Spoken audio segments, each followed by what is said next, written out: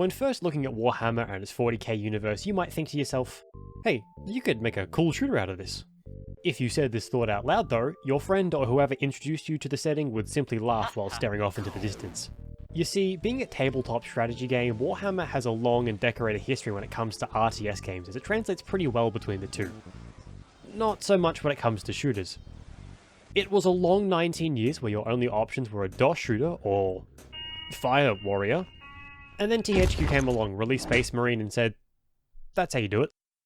So this game released in 2011, meaning that it's a third-person hack-and-slash shooter that wears its Gears of War inspiration on its sleeve, and it suffers from that grey-brown colour scheme that infected every game back then. Although this could be hand-waved away as the game takes place on a planet that's effectively one giant industrial complex, but that's besides the point. Gameplay-wise, you've got access to 4 weapons at a time, movement is slow and chunky, and you're funneled from arena to arena where you shoot hordes of enemies with some dialogue in between. It's just a good old simple set-piece shooter, with a glory kill system that regens your health, which Doom 2016 was shamelessly rip off 5 years later. Aside from minor glitches, the only negative thing I experienced would be weapon selection being a little funky on the controller with the whole D-pad selection method, and the whole not a cover-based shooter mentality clashing with the game clearly taking heavy inspiration from cover-based shooters of the time. It's also got a multiplayer mode, which is surprisingly fun. Yes, it's obvious that this was added because every game around 2010 needed a multiplayer, but there's something so pure about it that I can't help but love this simple little gem. You've got your stock standard progression system and challenge system unlocking cosmetics and perks, you've got 3 base classes each with some flexibility, not a lot, but just enough to personalize your playstyle, kinda, and plenty of game modes. Unfortunately, this last point is kind of redundant though, because the game's age means there isn't exactly a massive player base, and the fact that the sequel comes out in a couple of days doesn't help. Much like the gameplay, Space Marine story is incredibly simple.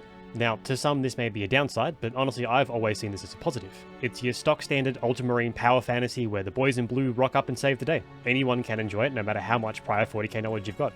You play as Demetrian Titus, a captain in the Ultramarine Legion. Titus is a Space Marine. In fact, he's literally the titular Space Marine.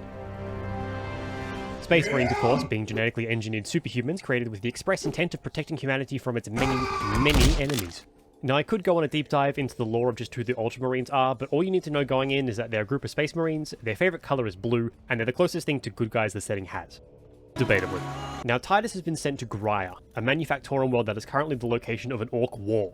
Orcs are, of course, these green guys here, and are effectively 40k's version of Black Mold. Surprise! Normally, the Imperium of Man would just war crime the planet out of existence, but unfortunately for them, the factories on this planet house a Warlord Titan. Just think of a big fuck-off mech that's too valuable to just destroy. So a liberation fleet is sent to aid the planet against the Orc horde, with Titus and his battle brothers, the grizzled veteran Sergeant Sardonus, and the bright-eyed, by-the-book, probably sleeps cuddling his Codex Astartes whiny little shit brother Leandros sent on ahead as a strike team. There's a quick interaction between the 3 in the opening cutscene about how they're going to make it planet-side, and this displays the personality of all 3 characters. Yeah, when I called the story simple before, I was also talking about the character development, because there is none. This is how they are the entire game.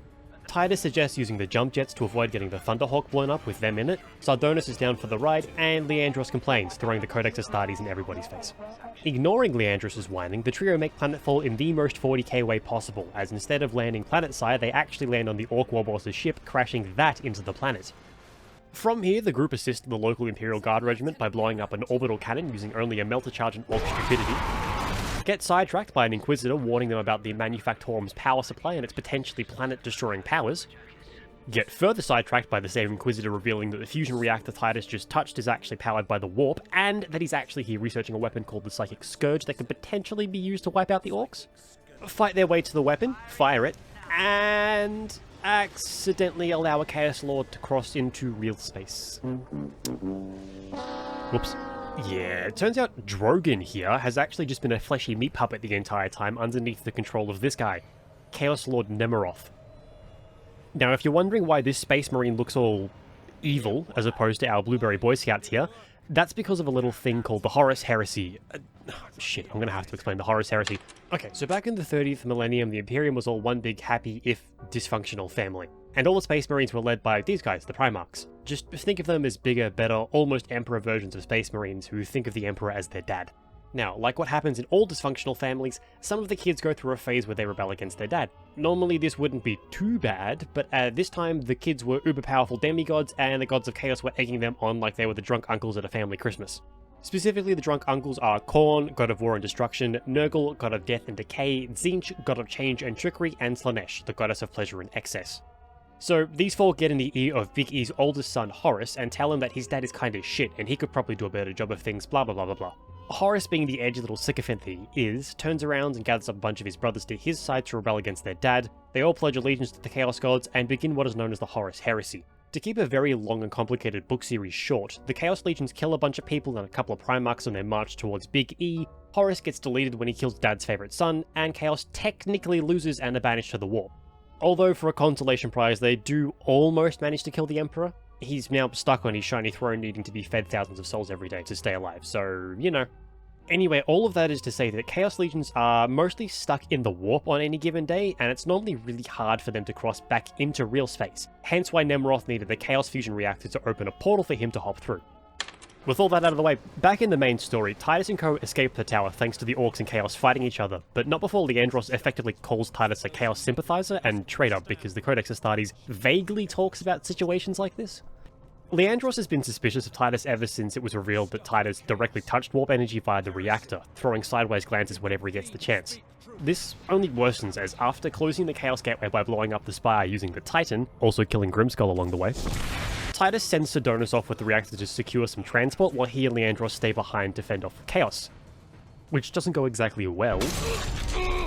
So Sidonus dies, Nemeroth gets his little doohickey, reveals that he's actually going to use it to transform into a demon prince, and pisses off to the top of the tower. Leandros' main takeaway from this is that Titus is ultra suspicious somehow, even though Titus promptly proceeds to solo the tower and kills Nemeroth mid-transformation via a QTE that puts fucking Halo 4 to shame.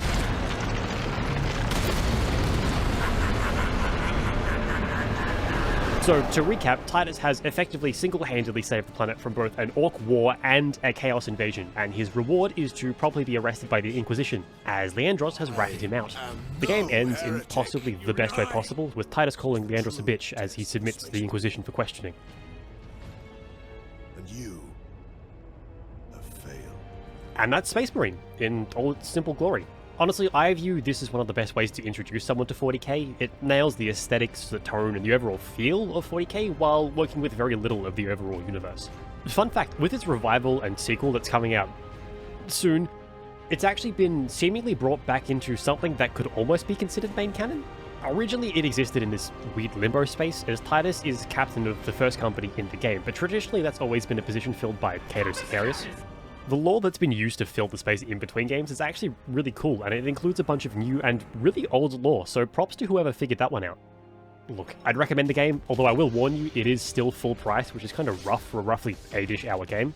I'm not even gonna lie, I made this video as a funnel for my excitement for the sequel, so I don't have some grand overarching point here, but if you'll excuse me, someone needs to clean up the leftover chaos mess.